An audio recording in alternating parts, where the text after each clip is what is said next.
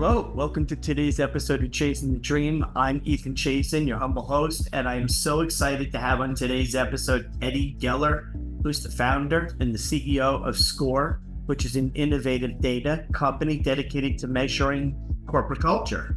So his vision is centered on empowering leaders with robust insights which enable them to improve their workplace environments and their cultures that are not only enabling them to be more profitable, but also to be extremely rewarding workplace environments for their employees.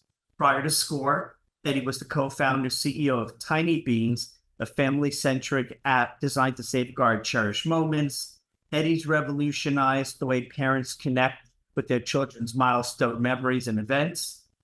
Under his guidance, since 2012, and as a full-time CEO from 2014, Tinybeans flourished, going public on the American Stock Exchange in 2017, and under Eddie's stewardship and steady hand, it became known for its successful company culture and the app that millions of parents use to this very day.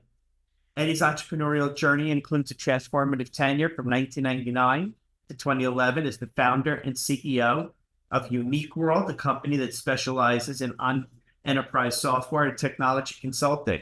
His strategic direction paralleled the company to achieve $15 million in revenues, delivering 22% EBITDA, with 100 people, culminating in a successful acquisition by Jacobs Engineering back in 2011. So Eddie, thanks for joining us today on Chazin-the-Dream. Let's go. Thanks so much, Ethan. Really appreciate having me on the show. Well, I was excited to have you because you and I were breaking bread a few months back. And when we were talking that night, one of the things that came through really clearly to me was two things, is just your experience, your decades of experience as a serial entrepreneur and your passion for culture, and then your desire to measure it. And I'm just curious where this whole kind of value construct around culture came from. Yeah, absolutely. Thanks for the question. I mean, I could probably talk about this ad nauseum, Ethan. It's an area. Well, let's not do ad nauseum. Exactly. Well, look, I mean, a quick highlight reel of my past is, I guess, always been an entrepreneur. Started a company in the .com times called Unique World in Australia. We're a consulting services company, grew it to about 110 people, then exited that business. And I learned a ton around people, obviously people business, but just about leadership. Servant leadership. How do you motivate people? How do you persuade people? How do you provide the environment in which people do their best work? And given, just being an avid student in this area, read a ton of books, went to lots of conferences, traveled to all parts of the world to just visit and visit companies, speak to leaders and learn. I was schooled around the great game of business, which, I'm a huge fan of in terms of methodology, and this obviously wonderful founder, Jack Stack, where, it's all about transparency and open book management, where you really get to inspire people by leading them through being authentic as a leader, being transparent, and really providing them the tools, the resources to really create an incredible culture, and by obviously through that build an incredible company. And then I took that learning into a subsequent company around a tech consumer app called Tinybeans, also grew it, which actually brought me to the US. That's why everyone probably is listening to me thinking, what's the weird accent about? I'm originally in Aussie. No. I was going to explain the weird accent is you're in Westchester, north of New York City. So everybody, that's where that weird accent comes from. Exactly. It's finally, the cat's out of the bag, Ethan. You're right. I'm originally in Aussie, but calling New York home for 10 years now, which is crazy as I say it. And then left that business about a year ago. And then, it's a classic. Now, what do I do? I just love giving. I love engaging people. I love coaching and developing people to create incredible outcomes for themselves and their lives. And I felt, well, how do we do that with companies, and how do we help leaders elevate their teams and their people? And I thought, well, as a leader, what's going to make me make changes is measuring it and data. And what's going to convince me to make change is proving to me why I should. So that was the genesis of what SKOR's about, which obviously I'll spend more time on, but how I want to measure culture and create a tool for the company, for companies all over the world, frankly, to measure culture objectively and do something about it to elevate their companies, and clearly by that elevating their people.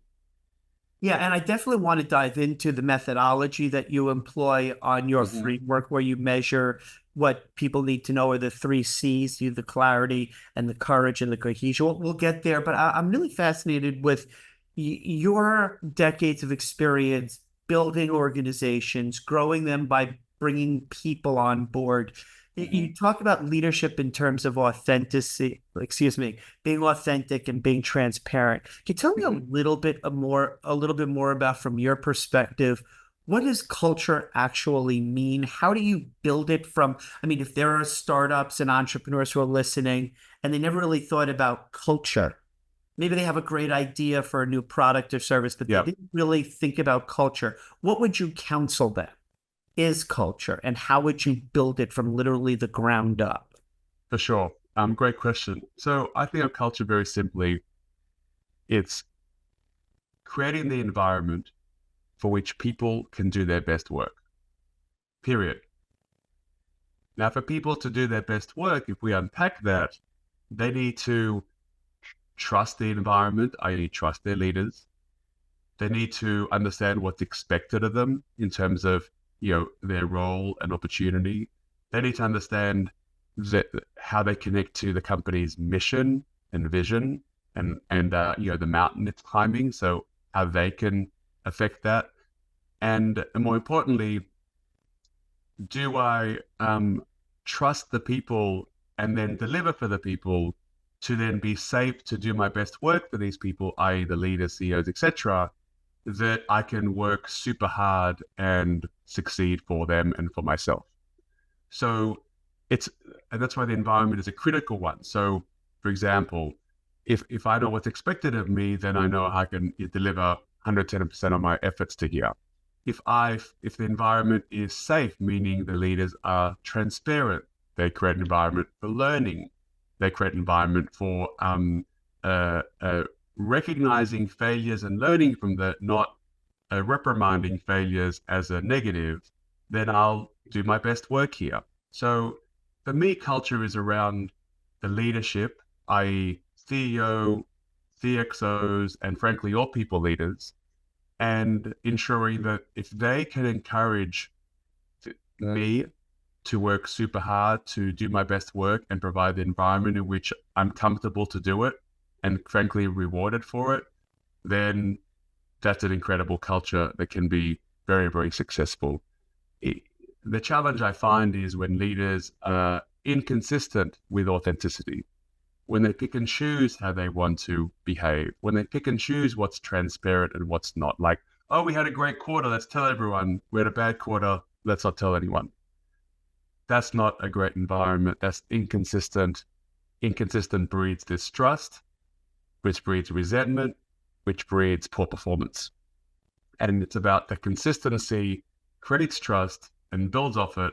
And if it's built off foundations of authenticity and engagement and communication, where I understand what's expected of me, then it can be incredibly empowering and really successful. I'm so fascinated by your kind of core ideology, where you get back to certain central tenets that you and I have talked about, and that you've mentioned already today in this conversation a number of times, of trust and transparency. And I guess I'm keen on something that may or may not be associated with. I'm curious how you would talk through the notion of how do leaders build trust in their people by hiring the right people. Like, who might you look for in past businesses you've built? What are characteristics or attributes you actually look for in people? And then once they come into the organization, is there any thought about how you can achieve some of this culture build through giving up control, giving up autonomy because you've hired the right people? Is that part of trust, or is that, giving control away to people to allow them to architect their work, not a part of this? Yeah, there's so much to unpack in the question, Ethan. So I think, look, besides the obvious, that trust is built over time. The way trust is built is with consistent behavior. Mm. So as a leader and as a human, if you're consistent with the behaviors and someone else relates to that consistency, you build trust over time. If for some reason that changes, it can create distrust and clearly, ruin the trust. And as you know, you can spend hours, weeks, years, in fact, building trust, and it can be killed overnight and questioned overnight. Right, literally just one bad act performed after decades of building trust. Yes, Sounds like it could be a business or personal relationship where you jeopardize trust. totally. It's everywhere. I mean, and I guess we're dealing with people, right? So there's definitely a distrust. And again, it's all about the consistent behavior. So if as a person to a person, you have a certain expectation of that behavior and that's always there, then you have incredible trust. If for some reason that changes, that's not expected, that's not part of that core behavior that you've known this person for, whether it's weeks or months or years, then it throws a curveball. It's like, well, actually that surprised me. Like, why did they do that? Like, and it just throws into question a lot of things that you assumed. So trust is a really important factor of how you perform and how you turn up and how willing you are. One key thing I just want to mention, and it talks a bit about the question, is that the last 20, 30 years of leadership and courage of leadership has changed from, I think, the prior 30 years. Like, especially growing up, both my parents were entrepreneurs. My mum had a delicatessen successfully. My father, he was a tradesman. He had kitchen manufacturer that failed. I saw both ends of the spectrum. And what's interesting is that courage historically, when leaders that show no weaknesses, only strengths. And if you share a weakness, it's actually a negative. Years and years, and frankly, a lot of people still do this. So if you as a leader show any sign of weakness or any fault, then that's a negative in terms of courage. You're not courageous if you really show a weakness. It's all about your strength. The last 20, 30 years, and I'm just broadly speaking, obviously, I'm sure there's research that gives more accurate numbers, but courage today, and frankly the last 20, 30 years, which I've learned, is that actually the more open you are with what you don't know, that's how courageous you are. The more open you are with your weaknesses, that's where you level up your courageousness. So it's inverse. So it connects back to the question you had before around the people I bring on board. People I bring on board and the people I hire actually are the ones that, identify with my weaknesses, and we work together to build incredible things. Not, this whole thing around, they're really good at the job and that's it. No. More importantly, it's how they turn up, it's their behaviors, that's everything. Less about their job per se, but for me, it's about empowerment and leaning in with questions, leaning in with faults, not with strengths and statements. And then there's probably lots to unpack there, but it's all coincides with some of the questioning you had there. Yeah, and I guess one of the things that precipitated me asking this was there's a permutation of something you had said to me in a prior conversation where we were talking about leaders and authentic leaders today. And you had alluded to the fact that leaders today demonstrate courage, which is one of the three aspects of SKOR that you measure that we're going to dive into right now. But the notion of courage is show your vulnerability. And you had said something which I thought I loved, which was today leaders exhibit that fact that they're vulnerable or they don't have all the answers, meaning that's why I surround myself with such amazing people. Yeah, totally. I wish more were like that, though. I think still too many don't. I think still too many leaders, still lean into this. They need to solve all problems and need to be the guru everywhere and are smarter than everyone else.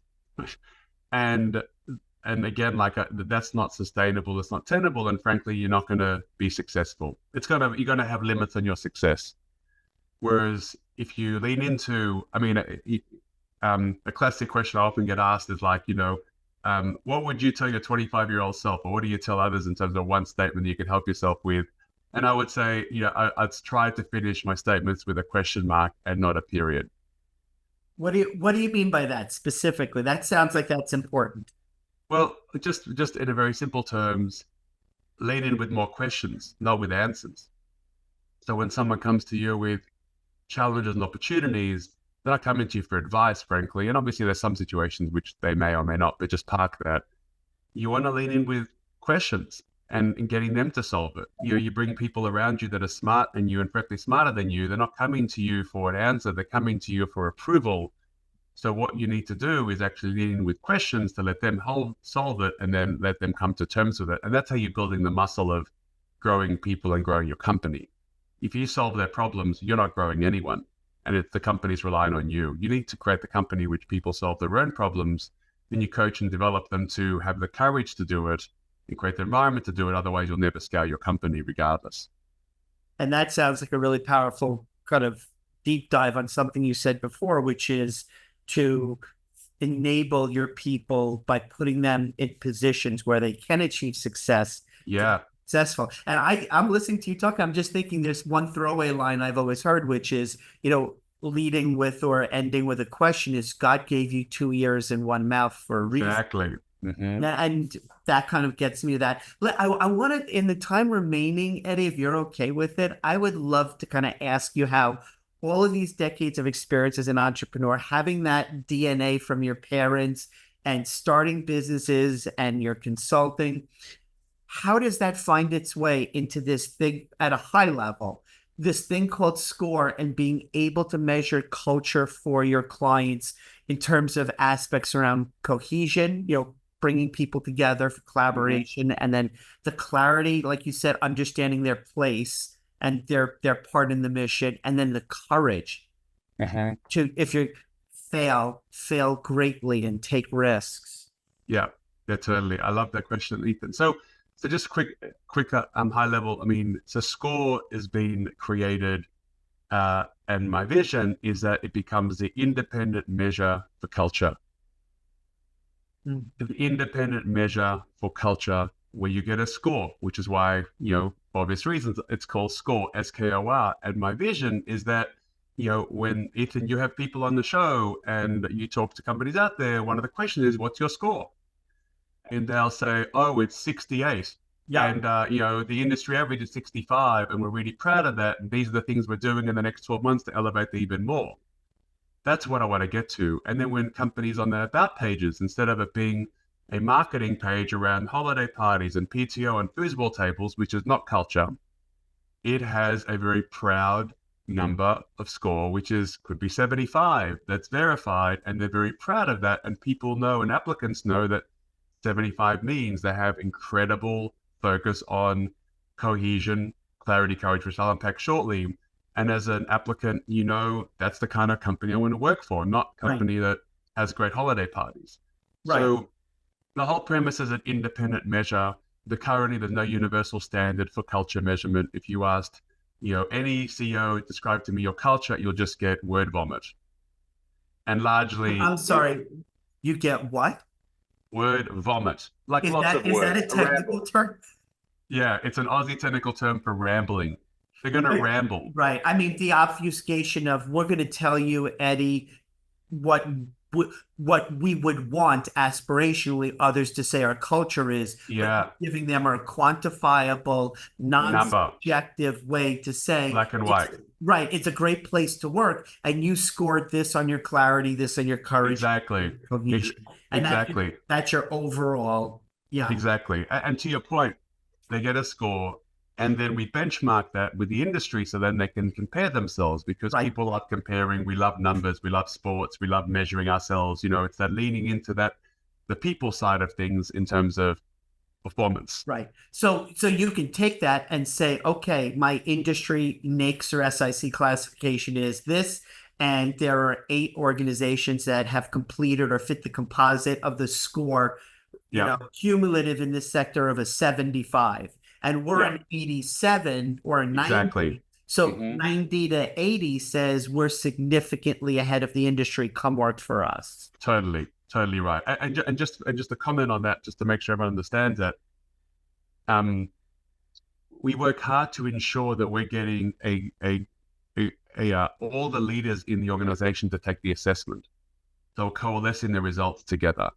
So we've taken any bias or perception away from the reality of what happens, because often you may have a CEO or leadership team that frankly mightn't agree on certain questions or certain ways in which the environment's been set up. You might have a middle manager that thinks completely differently to the CMO, frankly. So we assess all people leaders, bring the results together, benchmark them together. So when people understand that it's not like just what the CEO thinks, it's what all people leaders think, and we bring those results and benchmark that, which again provides a measurement tool that we can compare against and then drive improvements around. And to your point, before we kind of move on to you explaining how you measure those three kind of categories, is you and I both know we have talked a lot about this dying 20th century organizational control figure called the pyramid. And the people at the top, those golden parachute, they have no idea what it's actually like to experience the culture. Totally. You and I mean, we agree absolutely on this. People in middle management also, because they don't live in the work every day. It's the people who are doing the work, interacting with clients, building the products, providing the services. They're the ones who have the finger on the pulse of the culture. Yeah, you're totally right. And again, like, this is also a myth, I think, that employee surveys gives us the results of and gives us the strategy needed for culture. Like, so employee surveys is a useful tool. It gives you like game day results. Right. But if you don't have a tool that gives you all the inputs to game day and looks at the leading indicators, which again I can talk about shortly, then you're only going to improve game day results. And as we know, so much happens in preparation for game day that it's not just about game day. So employee surveys is a useful tool, but I think companies are starved for the right information.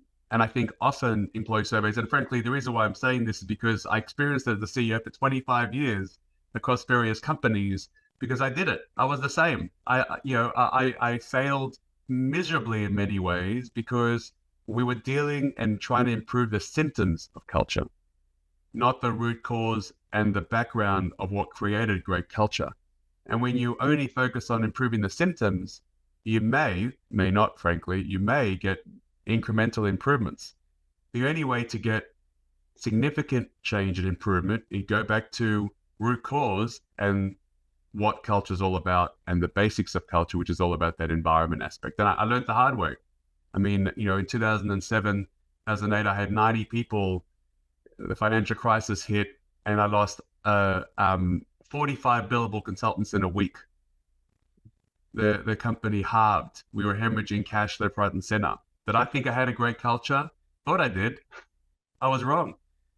And I had to rebuild the entire culture and rebuild the entire framework, but you learn the hard way. And that's all these learnings that I've brought to SKOR is really about the learnings I've had in building and failing, frankly, but thankfully succeeding a little bit in what creates incredible cultures, which is how I came up with the 3 C's.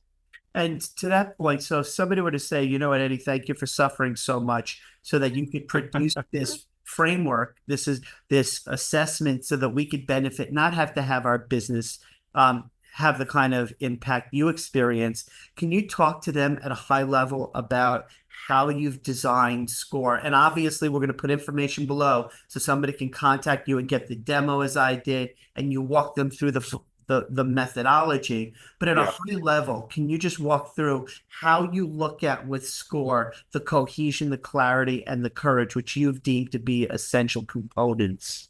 Yeah, absolutely. Thanks for the prompt. So just like Ethan said, everyone, so there's really 3 components of culture, the way SKOR is defined. The first starts with cohesion. Cohesion is around, core values. Are people connected at the right level of our core behaviors every day? Do we connect to the mission? Do we connect with what is expected in terms of the behaviors, in terms of making this organization succeed and make our team, frankly, connect with one another? That's cohesion. Secondarily is clarity. Which mountain are we climbing? At what pace are we climbing it? Meaning, is the strategy clear? Is the goal clear? Is everyone understanding what the goal is for the quarter and the year? Does everyone understand what the strategy is for the goal and the year? That's the clarity piece. Because as an individual, I can't do my best work and connect to the things that matter if I don't know what's expected of me, and more importantly, how that relates to team and company winning. So which mountain are we climbing? Am I going left or right? So all those factors. Clarity is a critical one. It's some industries just suffer badly because they flip too much and don't communicate effectively, but clarity is critical. And the third is, frankly, my favorite, is courage. And that's all about, is the environment safe for me to do my best work? Is failure celebrated? Is learning celebrated? Or is it reprimanded in terms of mistakes? Are leaders authentic? Are they transparent with results? Again, going back to the courage aspect. So we look at these three aspects as like the critical pieces to really connect to an incredible success. And the courage also looks at recognition, reward. So too often I hear, like, for example, a quick example is like reward programs. It's like the classic, are we going to get a bonus? Are we getting a bonus? It's like all very subjective. I'm a huge fan and a big believer of, again, if I know what's expected of me objectively, and if I know how I'm being evaluated objectively, and I know how that reward is connected objectively, well, frankly, I don't need to be surprised. I'll know what my reward is. It's black and white. So again, that's the courage piece. Leaders too often try to hedge and go, oh, if we have a good year, I'll give you something. Well, that's pointless. That's not helpful. That's like saying, let's expect everyone to train super hard, get up at 4:30 in the morning, get ready for the race day, and we'll see what happens on race day. And if they win, we'll give you something. What? Why do you want to train them super hard then? Why would I be willing to get up at 4:30 to train? But if you tell me, if we win and you win, this is what you're going to get, then I might think about, should I get up at 4:30 in the morning and train or not? And that's the thing that leaders just don't get. And that's what I want SKOR to educate the world, frankly, on what it takes to build incredible companies with your people using this methodology. Eddie, I so greatly appreciate you taking the time to join us today, but also to walk us through your experience, your narrative arc, the journey of your life and career, but also how SKOR is fundamentally designed to measure in an objective way. I have one question as a follow-up, and then we're going to talk about how people can get in touch with you. But Sure. We've talked about today the characteristics of leadership and how this SKOR framework can benefit business owners, leaders, executives. When you're administering, or was this designed in such a way to measure at the three levels of the organization, to have them give their input? Or did you design this from the perspective of, I want to get the senior level to, how might you actually implement this SKOR assessment? Totally. So it's a great question. And look, frankly, and just to be honest, like, this is evolving. Like, I've only been at this for 9 months. So this is evolving and fairly new. So I'm getting a significant amount of feedback from clients and partners, and obviously your great supporters like yourself, Ethan, in terms of how this fits and how it can evolve. So, what I'm about to tell you is one thing. Ask me again in 6 months, it might be different. And that's the thing about early stage product. I've been an entrepreneur my whole life. Like, it's about adapting, moving quickly, adapting, learning, and listening to your customers and seeing what happens. So well, there's a courage in that, of being able of to, course, through iteration, trial and error. And I gotta be living my own education, right? So spot on. The way we design today, the company approaches today, so how do we do this? We engage with all people leaders. So not just leadership team, but people leaders, which clearly could start with the CEO and leadership team, but then middle managers, department heads, anyone that manages people is part of the assessment, because people leaders set culture. People leaders live in the culture, and often there's a disconnect between the ELT, so to speak, or leadership team, and frankly, middle managers. Middle managers kind of have to suffer sometimes because they're like, oh, if the leadership team only knew what I have to deal with. A leadership team probably say, well, if middle managers know how easy they have it, it's a classic. And SKOR aligns everyone. There's nowhere to hide. All the results are confidential, but we identify the gaps, and we identify a roadmap of projects and tactics to implement to fix this, and frankly, improve their company and clearly improve their incredible culture. So this alignment piece is just so powerful. And just one thing I wanted to say is, every question that gets asked in the assessment and measurable questions. There's no room for comments or words or marketing BS. It's just objective scores. So when you ask 20 people 50 questions and every question is a rating, you get a lot of very objective analysis. And that's very powerful that we can then align and then create a tactical plan to execute and get the company winning. And that's really the goal of SKOR. So Eddie, I mean, yeah, sure. Thanks for coming on the program today and sharing your insights and the history and the evolution of SKOR in its current iteration. But if somebody wanted to have a conversation with you and say, I really need to understand how I can implement this SKOR assessment, how would they get in touch with you? Yeah, thank you for the prompt. So it's super easy. They can go to our website at getskor.com, GETSKOR.com. They can fill in a contact us form. That's one easy way. But better still, I would suggest you can go online and get your own SKOR. It's the free version of SKOR. It's 10 questions in less than 2 minutes. It's a fully automated system where you do the assessment and you get a score and you get a full a PDF report in your inbox. And I think that's the best way to start. It's free, complimentary, there's no obligations, and you won't get hassled by us. You'll basically fill it in and see. And if that's interesting, because it's clearly it's a single independent assessment, it has no benchmarking, but just a single view. If you're like, this is super interesting, it gives me really some insights, I'd love it to do it across my team and see how we can elevate, then clearly you can reach out to us, and all the contact information's there and on our website to reach out, and we can have a follow-up conversation. But that's the easiest. I'm a big fan, but having said that, you can do the assessment. It gives you a ton of tips and you can get on with it. You don't need us. You don't need to use anyone. You can work with your existing consulting firm, work with great people like Ethan, or frankly, anyone around just implementing the tips we put in the free PDF too. There's no obligation. For me, this is about a movement of culture measurement, improving the whole ecosystem, not about how do I sell more online assessments. That's not my goal. Right.